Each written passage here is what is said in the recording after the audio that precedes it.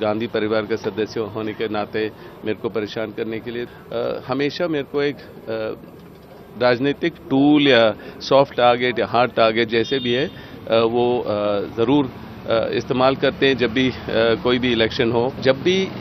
Election का समय होता है या जो बीजेपी की नाकामियां सामने आती हैं तो आपको दिखेगा कि मेरा नाम ज़रूर इस्तेमाल होता है। फियर की पॉलिटिक्स है, जो डर बिठा दिया लोगों में कि वो व्हाट्सएप नहीं कर पाते हैं या मतलब कि कुछ बोल नहीं पाते हैं, ये चीज़, ये माहौल हमारे देश के लिए प्रगति नहीं लाएगी। पहले भी मैं जब राजनीति से दूर रहा, पर अलग अलग पार्टियों ने मुझे किसी न किसी तरह राजनीति में खींचा, क्योंकि राजनीतिक तौर तरीके अपनाए मेरे को परेशान करने के लिए या गांधी परिवार का सदस्य होने के नाते मेरे को परेशान करने के लिए। तो हमेशा मेरे को एक राजनीतिक टूल या सॉफ्ट टारगेट या हार्ड टारगेट जैसे भी है वो ज़रूर इस्तेमाल करते हैं जब भी कोई भी इलेक्शन हो। पर लोगों को ये लगा है कि आप अगर अपनी बात रखेंगे तो अपने दफ्तर से या कोई एक उद्योगपति जैसे नहीं, आप एक राजनीति में आइए, एक सांसद होने के नाते आप उनको जैसे राजनीतिक जवाब दे पाएंगे अगर संसद में होते हैं। हम इस तरीके के आरोप लगते रहे हैं, लैंड डीलिंग के, ये सब, इन सबको आप कैसे लेते हैं? नहीं, अब तो बहुत समय हो गया है और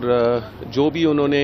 आरोप लगाए बेबुनियाद थे, क्योंकि मैंने ईडी में भी जितने भी सवाल थे वो जवाब दिए और जहां से उनको लगा कि मैंने पहले अपना 1 रुपया भी कहां से कमाया और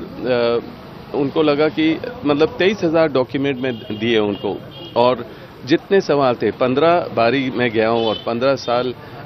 15 घंटे 12 से 15 घंटे मेरे को वहां रोका गया और जितने भी उनके आरोप थे वो बेबुनियाद थे। और आपको दिखेगा कि जब भी इलेक्शन का समय होता है या जो बीजेपी की नाकामियां सामने आती हैं तो आपको दिखेगा कि मेरा नाम ज़रूर इस्तेमाल होता है। स्मृति ईरानी जी अडानी का कोई फ़ोटो ले लेंगे, पर वही कुछ साबित नहीं कर पाते हैं और वही मामला टल जाता है जब उनको लगता है ज़रूरत नहीं है। तो ये गलत है, संसद का समय बर्बाद कर रहे हैं और जब उनको चुना गया है तो वो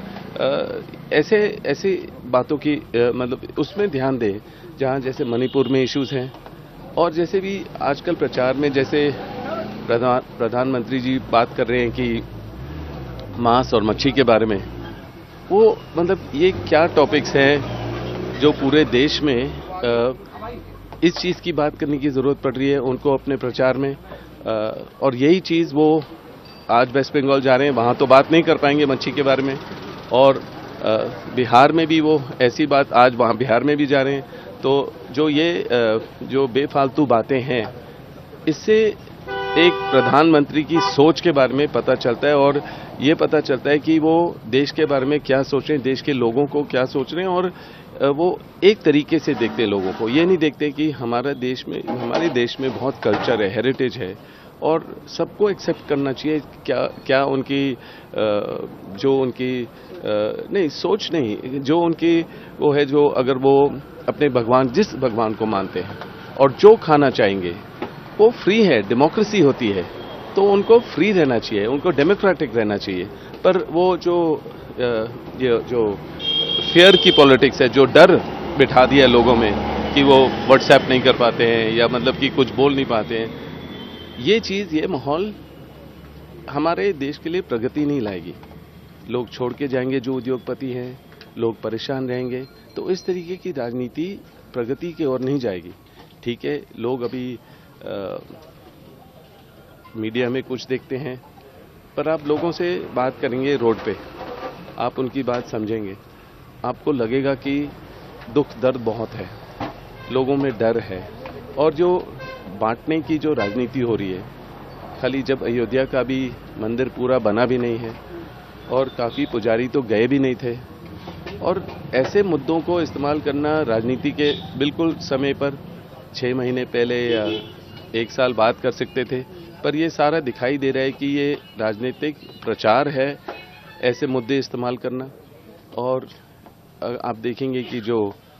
गठबंधन जो बना है